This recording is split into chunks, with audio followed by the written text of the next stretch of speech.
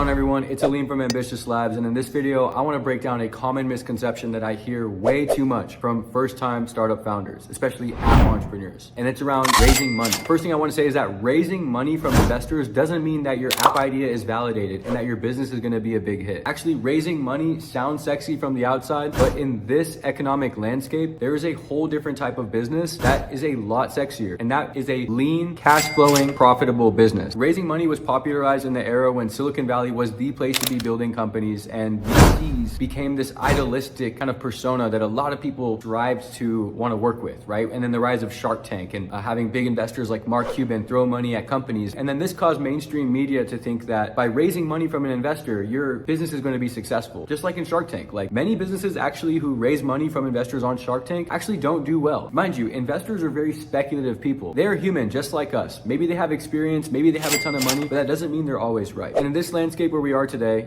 October 2023, there's not the same amount of money flowing around as there was during COVID. And now investors are looking at companies who are prioritizing profitability, staying as lean as possible, and who have a high revenue per employee. Okay, so raising money from investors doesn't have to be the first thing that you go after. The first thing you go after should be to prove that the idea you have or the product or service that you want to bring to market actually fills a need. Because the number one job of a founder is not to raise money, it's to find product market fit. And product market fit is encapsulated by three major components. One, desirability. Does anybody want my product? Two, feasibility. Is it even possible to build my product? And with the availability of cutting edge no-code tools, almost every idea is possible to build. And three, sustainability. Can my app become a sustainable business that makes money and sustains itself profitably? Your job as a founder is to find a need and fill it and ensure that your product tackles each one of those three components. And in the quest of doing so, it might take you time. It might take you resources. You might need money to spend on marketing to see if, the idea that you're working on or the product that you're working on resonates with people. You might need to figure out a way to drive traffic to your landing page to see if people will actually sign up for your product. Or you might need to hire a developer, or you might need to hire a marketer. Needing money is not wrong. Almost every business has startup costs, right? Whether it's a coffee shop or an app business or an agency, you will need money. But the amount of money and who you take the money from are the two biggest variables. So next, I want to talk about a key point that I tell a lot of pre-seed founders. And it's the concept of founder-investor fit. Just like product market fit, where you're fitting a product into a market, founders and investors have to be a fit as well. The goal of the founder has to align with the outlook of the investor, and the product that they're investing in or the business that they're investing in has to have that same trajectory that they're looking for. I'll give you a perfect example. When I was initially raising money for Ambitious Labs, I was going after tier 1, top tier VCs, the VCs who invested in Duolingo, Coursera, Khan Academy, Udemy, right? These are huge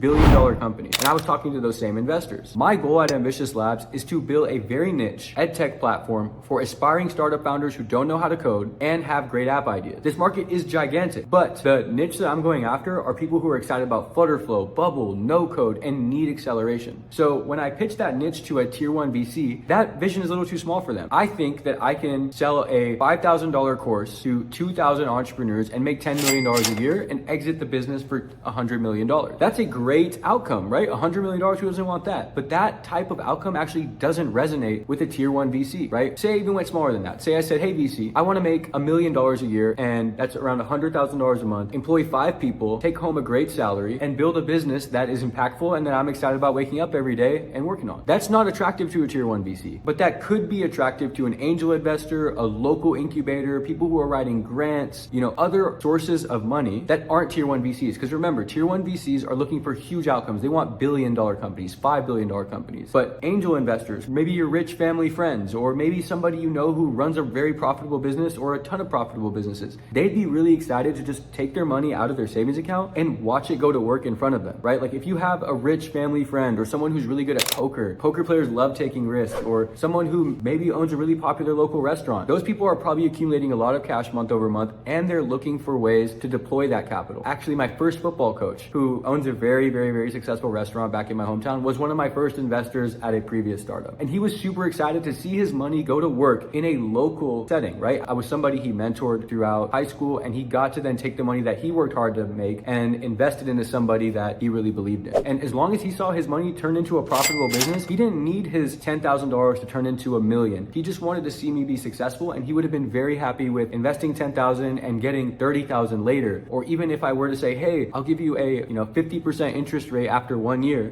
he'd be really, really excited for that, right? And so when you're building out businesses, it's important. Do I really want to spend all this time trying to raise venture capital? And if so, who do I want to raise it from? Because if you get it from a tier 1 VC, you're pretty much hiring a boss. They're giving you money to be a boss, and you're going to have to report very, very, very strong metrics to them, and you're going to have to shoot for the moon. But if you are raising from a family office or a rich set of aunties, uncles, friends, the expectations is a lot different. Yeah, maybe if you are, taking money from your very close relatives, they're going to ask you every, holiday season, hey, what's going on with the business? And you also want to, think about that as well. But before you take on any money, it's important that you have really strong conviction in your product, in yourself, in your team, and what you're building long term. And this is where the concept of building MVPs come in. MVP stands for minimum viable product. Building an MVP is a whole concept in itself, but it's the idea of forming a hypothesis about a problem in the market and then using that hypothesis to construct a possible solution. So say your MVP takes off and it's getting a ton of traction, word of mouth is spreading. Now you're a lot more convicted that your product is wanted in the marketplace. Now is the time you go raise money. Pick who you want to take that money from. Is it, close angel investors, family, friends that you want a little bit of cash, maybe $20,000 to $100,000. You're going to give them a really good valuation and take money from them. Or do you think this is a winner takes all category and you want to go to mid-tier or top tier VCs? But I highly encourage you not to look at raising money as the indicator of success or as the indicator of validation. In reality, investors don't know shit. They're humans just like you and I, and they're just putting their money where their mouth is and investing in companies that they believe have traction. But it's up to you as the founder to be responsible and deliver a product that the market actually needs. And lastly is ownership. Remember, when you raise money from investors, you're giving up ownership of your product. And once you raise from a mid-tier investor or once you raise from a proper VC, you're expected to continue to increase your valuation. And one of the only ways to increase your valuation is to raise more money. So initially, you might take, $200,000 at a 5 million valuation. Then that investor is going to say, hey, it's time for us to raise again. Let's try to raise it at 20 million. Okay, you're going to have to sell 10% more stock. Okay, then you sell 10% more and raise it at 20 million. Now those investors who came in at a 20 million valuation are looking for 5x their money. So how do you go from 20 million to 100 million? Well, it means you spend a bunch more money on growth, you hire a bigger team, and then you go raise again. At 100 million valuation, sell another 10% of stock. You keep repeating this process,